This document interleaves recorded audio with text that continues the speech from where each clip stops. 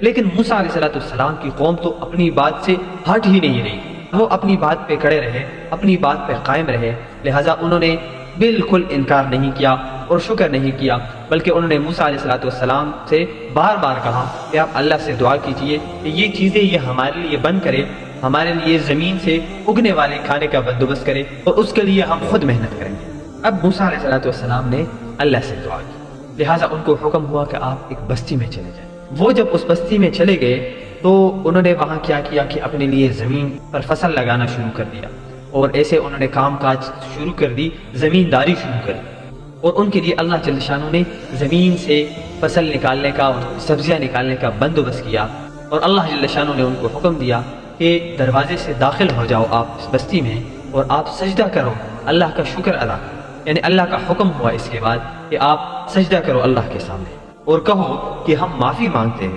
ہم تمہاری خطائیں معاف کر دیں گے اور تم لوگوں کو نیک کہلا دیں گے، نیکوکاروں میں تم لوگوں کو شمار کر دیں گے، اور آپ جیسے کھانا چاہتے ہیں یہاں سے کھائیں، آپ کو سبزیاں پھل یہ ساری کی ساری چیزیں ملے گی، اب اس بستی کو آباد کریں اور یہاں اپنی زندگی گزاریں۔ لیکن یہ عجیب ٹائپ کے لوگ تھے، ان کو جو کام کہا جاتا تھا یہ ان کے خلاف کرتے، اس کام کے خلاف ان کو کرنے میں مزہ آتا۔ جیسے آپ کسی بچے کو کہتے ہیں کہ آپ بیٹھ جائے تو وہ کھڑا ہو جاتا ہے، جب آپ اس کو کہتے ہیں کہ کھڑے ہو جائے تو وہ بیٹھ جاتا ہے، اسے ہر بات میں ان کو ضد کرنا یہ اچھا لگتا تھا، ہر بات میں یہ ضد کرتے